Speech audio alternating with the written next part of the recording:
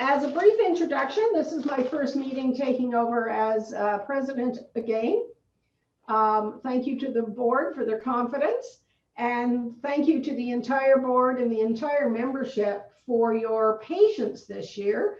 It's been a challenge, but I think we have, as a group, come together, shown that we, like most gardeners, are not adverse to being flexible and making changes in dealing with Mother Nature, because one never knows with a garden what Mother Nature is going to dish out. So thank you to all the volunteers who've come together, who have kept things going. Our volunteer hours this year are only a very few hours short of last year's, which means everybody was working in the background despite COVID. We have a new program for next season for 2021. It's going to be coming out to everybody by email shortly. New speakers, some interesting talks, and we are going to go with Zoom until it reaches a point where we actually can get together safely. Right now, we're being flexible. We don't know when that's going to be, and we don't know how it's going to affect all of our programming. Tomorrow, I will be making a presentation to Town Council with regards to our grant, and hopefully they can be persuaded to give us a grant this year to help keep us going. Just because you're doing something using technology and IT doesn't really cut the costs that much. We still have the costs of paying speakers. We still have the costs of doing most of the things that we want to do. So let's get started. Has everybody got all of their materials spread out in front of them? I'm going to show you what the finished product is going to look like tonight. We're going to have a lovely table arrangement with a mixture of greens, a candle, and some decorations. What we're going to talk about tonight is basically the basics of making a very simple arrangement, and you can scale it up and you can scale it down. You can do arrangements in tiny little ramekins on a table and do a series of them. You can do a bigger arrangement for your sideboard or your buffet, but it's all based on the same thing. And as an added challenge, we're not using Oasis tonight. We've decided to go green and do something that's totally recyclable. Chicken wire. Non-Oasis type of structures for holding plant material has become very, very popular in Europe. It's just catching on here in North America. So what you basically have there is a 1 foot square piece of good old-fashioned chicken wire, which you can get in small rolls at the dollar store, or which if you have friends, such as I did, donated me a huge hunk of chicken wire to our cause. So I've done this tricky part for you, but I will show you how it's done. Make sure you wear gloves when you're doing this at home, folks. You're going to take your chicken wire and you're going to bend it and kind of crunch it up so it's in more than one plane. So there's some different layers to it. So you can do this with any type of container. Just work it around. All the little sort of honeycombs become the places that are going to hold your plant material. And then you merely fit it to whatever shape container you have, circle, square, whatever. The beauty is when you're done, you take your greenery out, you pull your piece of chicken wire out, you let it dry, and you can reuse it because you can unfold it, reshape it. So it's totally reusable. Great idea. So your chicken wire is in your bowl. Be wary of the odd little pointy bit sticking up. In the center, approximately, I have snipped a spot. That is to accommodate the candle. We're going to start by putting the candle down through that little center spot and just adjust the wire a little bit to hold it. Now, because we're making an arrangement at home, we're not going to be moving it all over the place. Chicken wire is not as forgiving as Oasis when you're transporting things. If you do a lot of flower shows, you know that doing the design is one thing, transporting the design is another whole issue. So we have our chicken wire, we have our candle in place. Now, because these greens are going to stay indoors, we should add just a tiny bit of water, maybe ½ an inch, just enough that the stems are in water. And always check it, depending on the humidity in your house, and keep water in it. I don't have water in this because I'm going to transport it back home. Greens. I've given you a selection of greens. Most of these are greens that you likely have in your own garden or a neighbor's garden, or if you check along the roadsides, I found a great deal of greens that people cut and put out for the city pickup.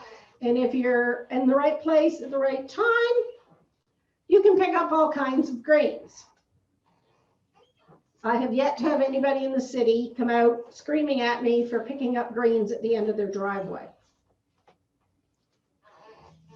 So, the one luxury green you have in there is the cedar that is very long and luxurious.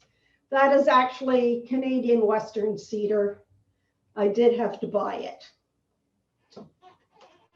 The others are just good old plain juniper off my juniper shrub, some eastern cedar. It has a different green to it. And the idea is to pick greens that are not all the same tones. Blue spruce. That's going to give us a silver gray color. White pine. You can also use jack pine, but white pine is lovely and soft.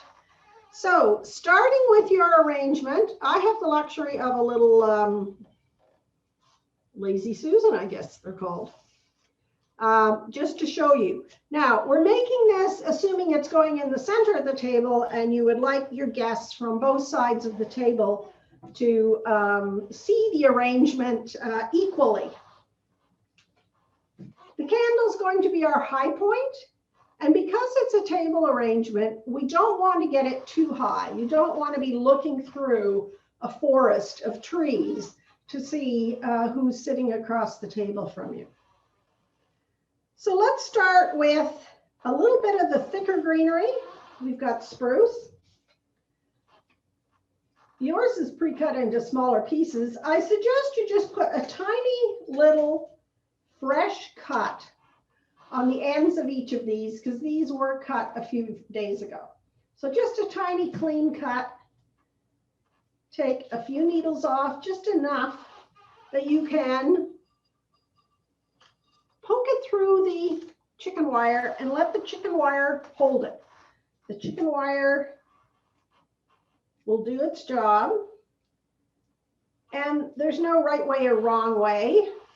I always start by deciding how wide an arrangement I want it to be. You want to keep it kind of equal on both sides. So I tend to go around my arrangement with the same materials and just add a little bit of each material in the same spot so that we don't end up with an arrangement that's lopsided with all the pine on one side and all the cedar on the other. So I'm going to put 3 or 4 pieces of nice spruce in there. Then I'm going to take some of the eastern cedar. I'm going to reserve the western cedar till later. Little pieces of cedar tucked in Cedar nicely drapes. That's the beauty of cedar, is it creates a draping motion for your arrangement so that you get the different textures of flat, round. We get different patterns. We get shiny. We get dull. Different shades of green, which is different color. So I'm just tucking little pieces in through the chicken wire, and I'm just moving around the arrangement, giving everything just a little bit of a fresh cut so that when it goes into the water, it will soak up. Same theory as the Christmas tree. You just have to make sure you keep things a little bit moist. So just slowly turn it around in front of you and try and keep stuff going in kind of in an even fashion. We can add more or less as we go. The pine, as you add it, you will quickly see the texture difference with pine.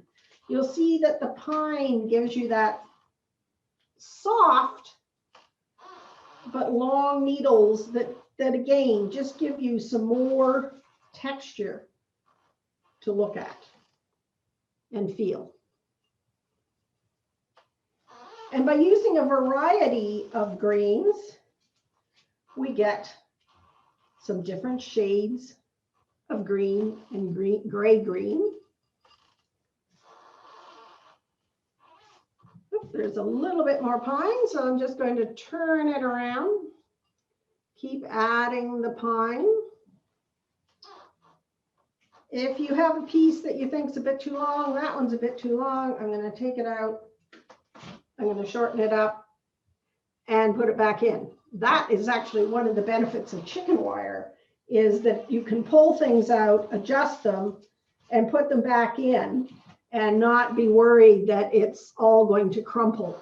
Oasis sometimes, once you punch holes in it, it doesn't work very well.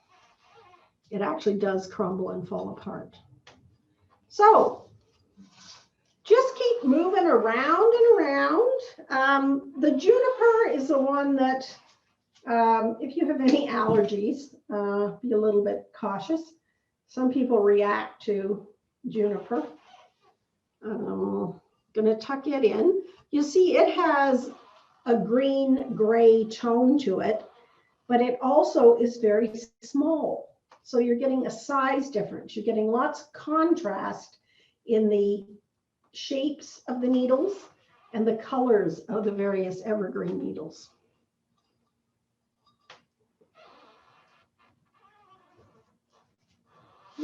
Oh, here's another little piece of juniper. Gonna trim it up. So it doesn't take very many greens to actually do a table arrangement. As you can see, just a little handful of snippets that you could likely easily collect while you were out for a walk somewhere. That's a great idea with the juniper, because Yes. everybody's got a wildly spreading juniper around that they wouldn't mind you nipping some off. That just is begging to be pruned. Yeah, it's a brilliant idea. Yeah, and I love the chicken wire thing. That's fantastic. And the chicken wire thing, that's become a very big thing in Europe. They've really gotten away from using Oasis. They've even gotten away from the biodegradable arrangement. They've really gone to designing everything, making structures or mechanisms like the chicken wire cage or a wooden lattice cage to avoid using anything that's not good. Well, it's a little like the old-fashioned flower frogs too, right? For doing an arrangement, yeah. It's a little like the old-fashioned flower frogs. Yeah. The blue spruce is take a few just so you can get it. It's going to reach the water. As you can see, slowly around the arrangement, adding little bits until we either run out of greens or we feel like we've got enough to fill it in. And like I said, make adjustments if something's sticking out a little too far, snip it out, shorten it down, give it a haircut, put it back in. And the last green I would suggest we work with will be this beautiful Western cedar. You can get it at Loblaws sometimes carries it. I believe Gemmel's, Sun Harvest is where I found it. And one bunch, which is they sell it by the pound, believe it or not. 1.5 pounds of Western cedar goes for about $11. So as near as I can tell, last winter in November, when I came home from BC, I brought an entire large gym bag full of Western red cedar home for $25. I figured I brought about $300 worth of Western red cedar home by the time I used it all up.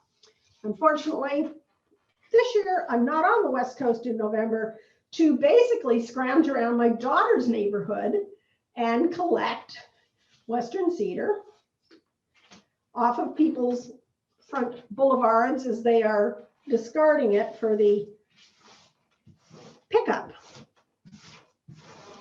So just keep working around. Any questions about how to get the greens into the chicken wire? Any Sometimes comments? it seems a bit hard to get it through. You really have to push hard. Or... Yeah, you have to push hard, but you can't. You can't hurt the greens and you can't hurt the chicken wire. Your fingers are the things that may take the brunt of it. I prefer to work without gloves on. Sometimes you see people working with evergreens do work with a pair of gloves, and that depends on your sensitivity to greens. Some people really do react. Now, there's also a little bit of tiny euonymus in there. This is a white and green euonymus. This particular one has a very tiny leaf to it, but what it gives you is a whole different shape. It's a round, smooth. So you've got a round shape as opposed to spiky. It's smooth. It's got a bit of white. Boxwood also works.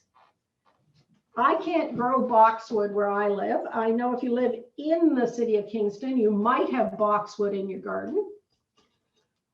Boxwood requires a little bit more protection than I'm able to give shrubs out in the country. But the green and white euonymus works very well, or the green and gold. Any of you who are growing, I think it's called Emerald Gaiety, is the green with a little bit of a yellow edge to it. It works equally well.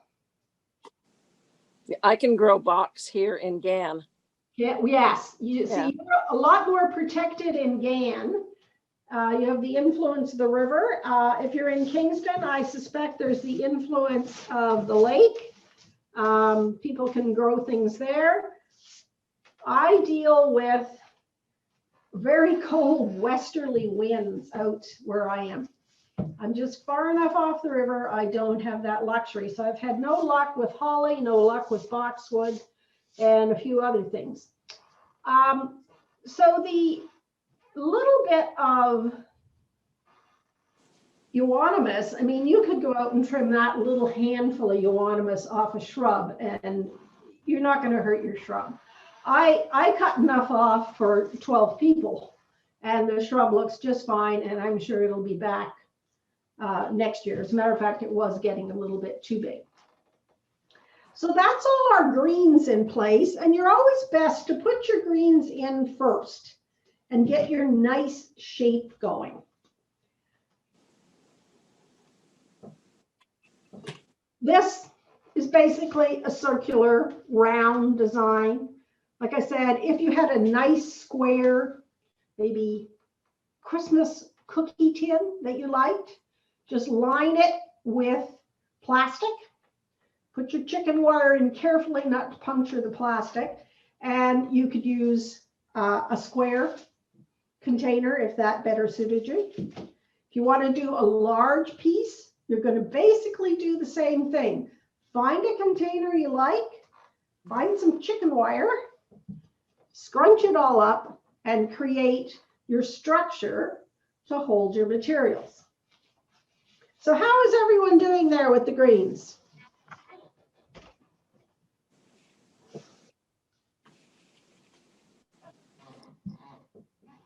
I missed a bit because my iPad decided to eat power. And so I had to run upstairs and get a cord to plug it in. The Western cedar that I think I missed that section. Were we just adding? Western cedar was basically the last thing I suggested we put in. I was just saying that it's lovely to work with. It has a lovely color and texture. It just unfortunately doesn't grow here and has to be imported from BC. So putting it to drape. Yes, it gives a lovely drape. Yeah. If you are doing a door swag, just 1 or 2 stems of Western cedar near the top of your door swag really drapes beautifully.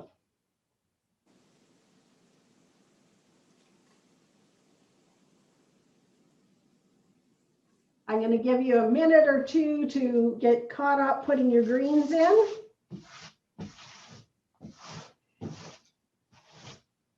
And people always say, oh, I couldn't do something like that. Well, of course you can. Everybody can do it. It's easy. It's all in the practice. The first time it takes much longer. The second time it'll go a lot quicker. And slowly you pick up those skills. You get quick at cutting your greens. You get quick at popping them in. And the idea is not to labor over it too long. Just pop some greens in, turn it, pop some greens in. You just want a really nice mixture of greens.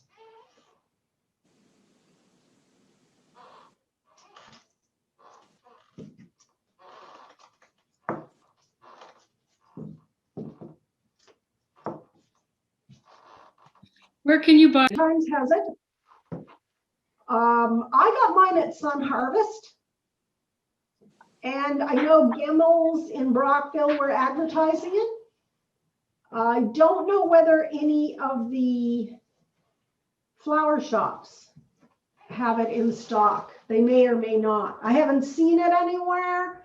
I stopped at Sun Harvest on the thought that I might find it there because I couldn't find it at Loblaws, but I didn't know whether to just attribute that to everything vanished so quickly. I'm so glad. I mean, I went out and bought all the ingredients we have here this evening. I did that in the first week of November. If you go out to the dollar stores now, the shelves are picked clean. It's the 10th of December. Everybody is decorating this year. Everybody seems to be pouring their energy into doing things that maybe they didn't have time before, or that they want that extra little bit of sparkle on their table. Doing up a little arrangement like this for a friend, for a neighbor, very inexpensive. The container there is actually a small casserole dish, so you all have a little plastic lid in your bag. That's so you can recycle the container into a storage container when you're done. So a container does not have to be an expensive piece. I'm always on the lookout at when I go down the aisles in the dollar stores. I'm usually thinking ahead of, oh, if we're going to do a workshop, what might be a useful, inexpensive container so that people don't have to spend a lot of money. If you have a favorite bowl or something around the house that you want to use at Christmas, pull it out and use it. Just be careful with the chicken wire that you don't scratch it. That's all. So it's a nice gift. There is nothing nicer than giving somebody something that you made, something seasonal, something that smells nice. I mean, you pick this up, and to me, all you can smell is Christmas tree. So you can create that instant Christmas sensation just with a little handful of greens, be it on a mantle, on your table, a hall table. So I'm hoping that this will encourage people to try a little bit of flower arranging. Try a simple arrangement like this. We do offer our floral arts program twice a year in April and September, where we will talk about a specific style of design. What we're doing here tonight is a very simple, what I would call a mass arrangement, very traditional arrangement, but that's usually where you start as a beginner. They start you doing a simple traditional arrangement, and then you learn. I've been doing this since university. I took a course at the University of Guelph offered by the ladies of the Royal Botanical Garden. It was an arts credit. I took an entire semester of nothing but flower arranging. And that's carried through. And when I joined the Hort Society, I hadn't done an arrangement since I was like 24. And all of a sudden, at almost 50, people were saying, oh, enter the flower show. It all came back very quickly. And it's been a lot of fun doing it. And I've gone on to do some judging accreditations at both the Royal Botanical Garden and through the Ontario Horticultural Society. I take Ikebana with Cliff Burns, who's one of our members. So there's lots of opportunities out there. So I'm hoping in April, we can do another workshop, potentially by Zoom still. We will see how things roll out in the new year, how quickly we're actually going to be able to get together safely face to face. We have to be realistic in that, one, our usual location for our meetings being Carveth. I don't see us at Carveth anytime soon because they are the most vulnerable population. And two, you know, we have to look in the mirror and say to ourselves, you know, the majority of our members are over 65. Therefore, whether we like it or not, we too are part of that vulnerable community. So we're going to have to be very careful how we get back to face. But in April, for our April Floral Arts, I'd love to hear from people. What would you like to learn how to do? And we'll basically put together packages and we'll do a workshop. So now that we get all our greens in, you get to put the bits and bobs, the fun part. Pine cones, again, I happen to have a friend who has an annoying pine tree on her front lawn, and every year she rakes them all up, puts them in bags, and calls me. So I don't even have to go out and scrounge pine cones anymore. They get all raked up and handed to me. I usually let them dry for a season. They eventually pop open. You can force closed pine cones to open by putting them on a cookie sheet on some tin foil and just slowly baking them at about 200 for a while. All of a sudden they'll pop open and they'll drop out all their seeds, and then you have pine cones. But there's usually pine cones somewhere underneath the tree. Tiny little bit of gold spray paint on these just to give them a little bit of glimmer. If you wanted to do something all natural, you could just leave them as plain. I think we all have 4 pine cones, approximately, if I can count. So again, we're just going to go around, tuck them in, approximately kind of equidistant. Some of them you can tuck a little deeper, some you can leave up a little closer to the surface. And that's what gives us depth in an arrangement, is things not all being on the same plane. So you tuck your pine cones in, that's fun. The little berries are just branches of little berries from the dollar store. If any of you grow Canada holly, which is the orangey red berry that will grow around here, be wary of using it indoors. If it falls off an arrangement onto a tablecloth or table, they do stain. So just a word of warning. They're great for putting in outdoor urns. So I'm just going to again turn my arrangement around and pop that little bit of red berry in. We seem to have 3, not 4. That's okay, close enough. So that's picked up a bit of the color off our candle. So that's the other thing. Another nice way of doing this would be to do it with a white candle and natural pine cones and keep it very, very natural. If you have special little Christmas ornaments that you like to use, you can always adapt them to use in your arrangement.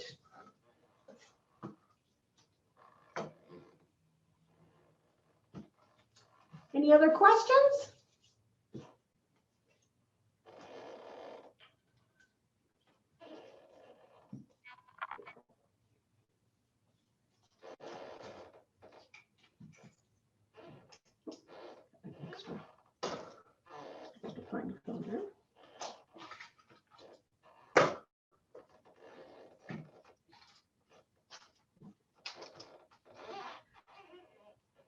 I've given you a combination of questions.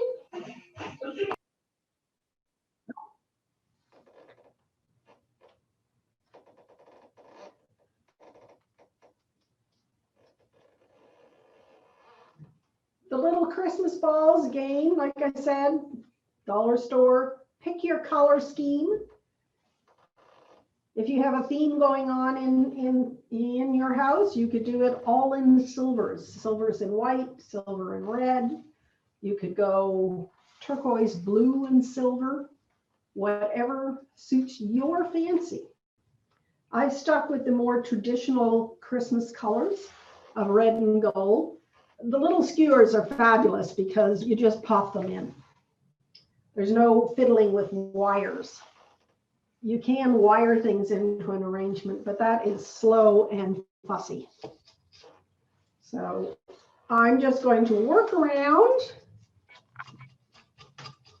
dispersing them in between the pine cones and the berries, just to get a little bit of variety here.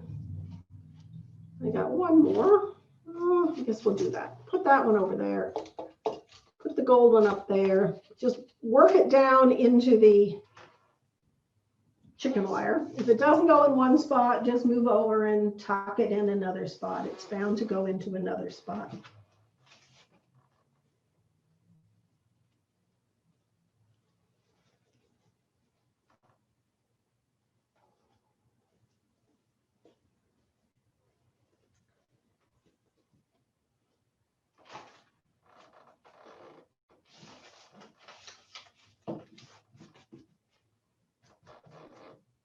So if things are starting to look very similar here, I'm seeing a lot of similarities between these two arrangements.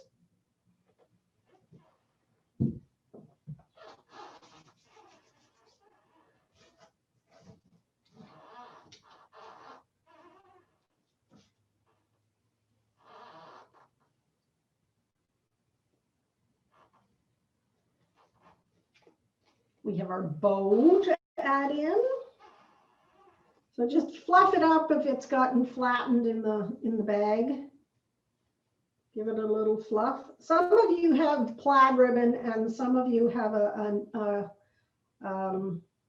neutral looking ribbon with reds and greens and golds. That's because one, I couldn't get matching ribbon at the dollar stores, and two, when I went to Michael's, there was next to nothing left. So I ended up with one roll of each, which wasn't enough for everybody to get the same ribbon. So some of you did get the burlappy style ribbon, which is a little more natural looking. So turn your arrangement around. Decide where you want your bow. Put it just slightly off center, like so.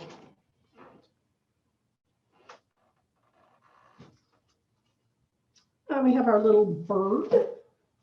You may have some other little ornament that, you know, has some significance that you want to add to an arrangement or to a friend's arrangement. So it'd be a great way of doing up a gift and giving somebody a little ornament to keep. I'm going to put my little bird kind of opposite my bow just to balance it a bit. And with a mass arrangement, the idea is it should be somewhat balanced so that when you look at it, it doesn't look too heavy on one side or the other. That's where we see balance. It doesn't look like it's all up too high or down too low. That would be another problem with balance. But the idea is the arrangement should look roughly balanced. And lastly, I gave you some glitter, depending on what kind of a glittery person you are. This is where the Scotch tape comes in. A couple of you may have gotten the little glitter sticks pre-taped. I started doing that and then decided I would be up all night gluing little bits together to Scotch tape. So I gave that up and gave everybody a whole bunch of this glitter, which my car has glitter in it. My basement has glitter in it. There is glitter everywhere. No doubt about it. I find that it's easier to put it in if you do take 3 or 4 little bits, wrap a little piece of Scotch tape around it, and then you can tuck it in. If you're not a glitter person, skip this phase. It's not a necessity. The idea is to add little things that make you feel good about your arrangement. And where it's going to go, how it's going to fit in with the rest of what you're doing. Most people are putting up Christmas trees very early this year. A lot of places are sold out already. I fortunately have a tree reserved for me.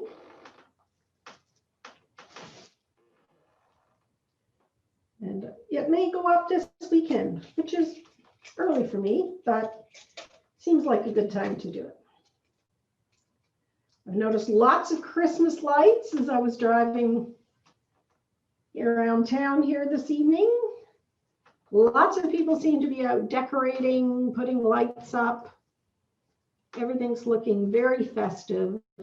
So I'm hoping this will get people into the spirit of things. I included some cinnamon sticks. If you like cinnamon and associate it with Christmas, you can just tuck them in because they really, all you're doing is adding a little bit of scent. Like I said, some little twigs of rosemary would be lovely, or mint. I don't have either still alive right now. Penny, I have a very large, very healthy rosemary plant if you would like some. I can buy and trade you some evergreens for some little, and that's the other thing. I got the chicken wire from one of our members, Rhonda. She had rolled the chicken wire around. I said, "Oh, I got to find chicken wire," and she said, Oh, look in the shed. There's a huge bale of chicken wire. Help yourself. Take all the chicken wire you want.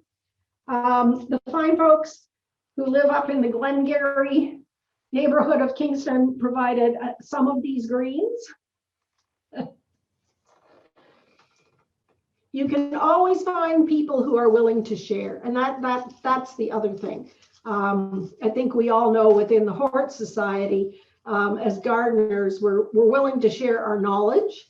We're usually willing to share our plant materials, no matter what time of year it is, be it trimming up your evergreens. I always wait.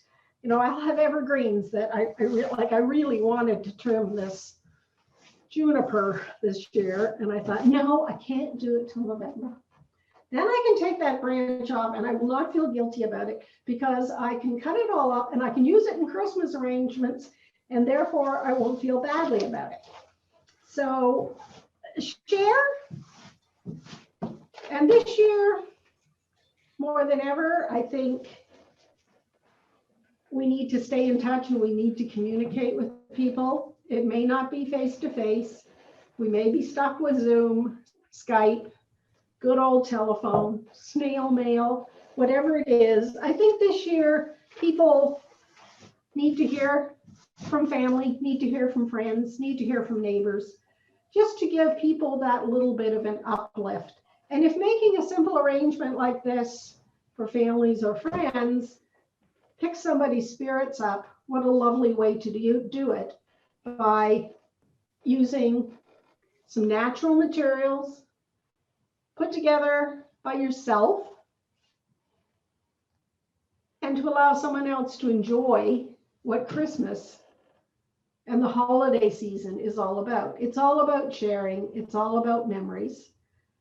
It'll be a long time before we forget 2020, but I'm sure we will look back at some point and say, you know, it was difficult. It had its challenges, but we all got through it, and we got through it together. And that's, you know, as a group, I know that no one person is alone out there. If you need something, reach out. We're all here as a group to help.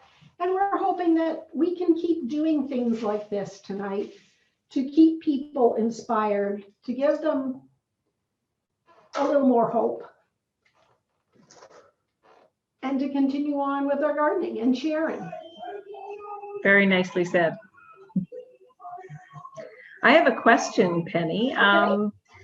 Is there any risk to your evergreens to kind of snip a little bit off them at this time of year? Like I have some cedars, some that column cedars, that if I could chop a few chunks off. I personally, I don't think you can hurt an evergreen giving it a minor haircut this time of year. Everything's basically gone dormant.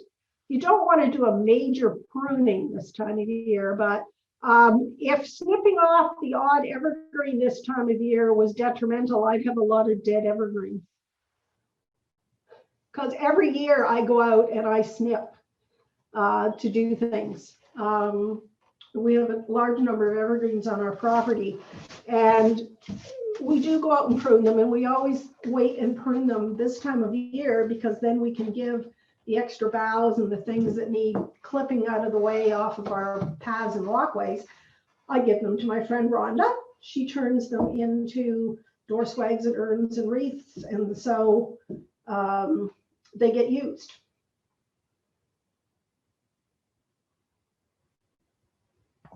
That's great, thanks.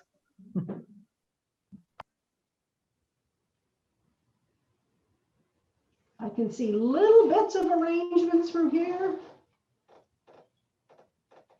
I can see Jennifer putting a few little things in there. Oh, that one's lovely, Joan. Oh, lovely. And like I said, we're going to post this. So for those who unfortunately couldn't get in tonight, or whatever IT issues we've had.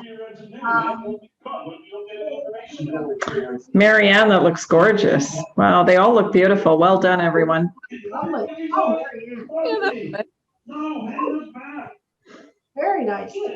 Oh, lovely. Ah, nicely done. See how easy it is? It's just having a few little skills like how to make a bow, how to wire a cone, how to work symmetrically. You've got a symmetric under your belt. We can talk about doing asymmetric building. Who's got something going on in the background? Not sure. I don't know.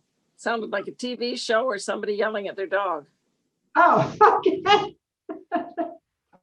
That might have been me. My husband's watching TV in the background. Sorry. Oh.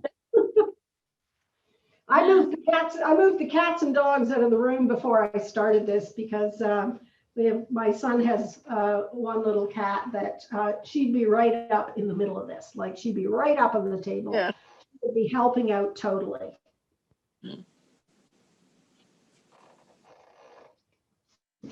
My dog came down deciding that she needed to go out, and she would never tell her father, who was sitting right next to the door. Of course not. No, Of course not. never.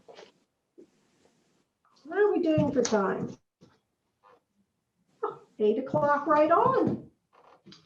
So about 45 minutes, but that's because you had to listen to me yak.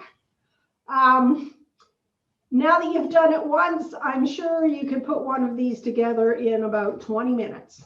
Now that you've tried it once, it'll be really easy to do it again. And come spring, we will have different greens to work with. Now, the other thing that you can do with this, now that you've got it done and you've got a tiny bit of water in, is this will be good till Christmas. But let me show you what you can do just, I would say a week before Christmas. I'm just going to go grab a little something.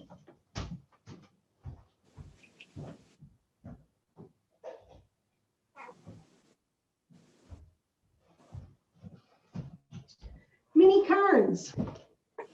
Mini cairns are very long living. So about a week before Christmas, make sure you've added a little bit of fresh water. When you're cutting carnations, always make sure you're above a node. Never cut across a node. They don't take up enough water. And you can just get a couple stems of cairns. You don't need a whole bouquet. A stem of white ones, maybe a stem of red ones. Add just a few fresh flowers the week before Christmas. And again, you're using the same theory. Just walk around, add what you needed. Reds, carnations come in this lovely deep, what they call a burgundy. They also do come in a red, but I find the red is a little harsh. So I'm going to add just a few burgundy reds in here. If you wanted to do a very traditional design, you would combine the burgundy with pink.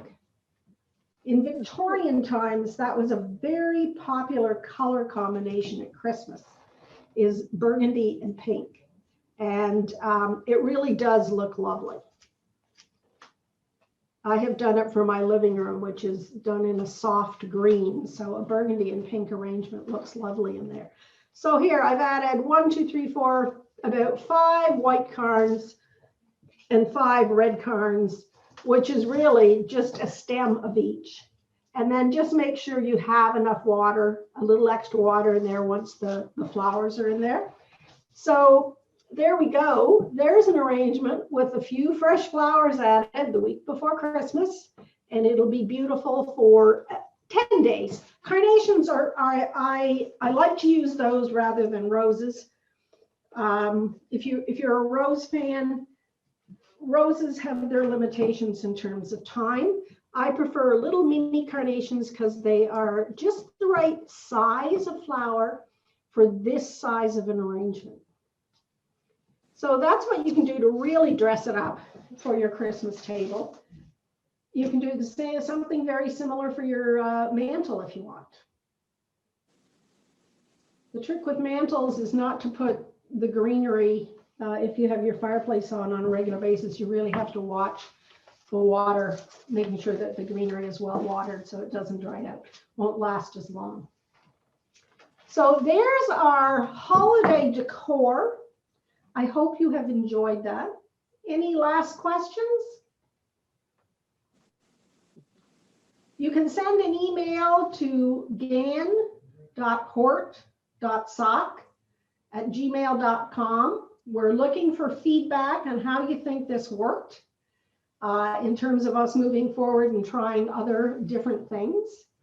And I appreciate everyone coming tonight. Thank you to Howard. Howard's our Zoom coordinator. He has the account, he has the experience setting it up. Oh, that's lovely, Mariah. Mariah's done a beautiful job. Can everybody hold their arrangements up so I can see them? We can capture this. Oh, beautiful. Oh, I love the color.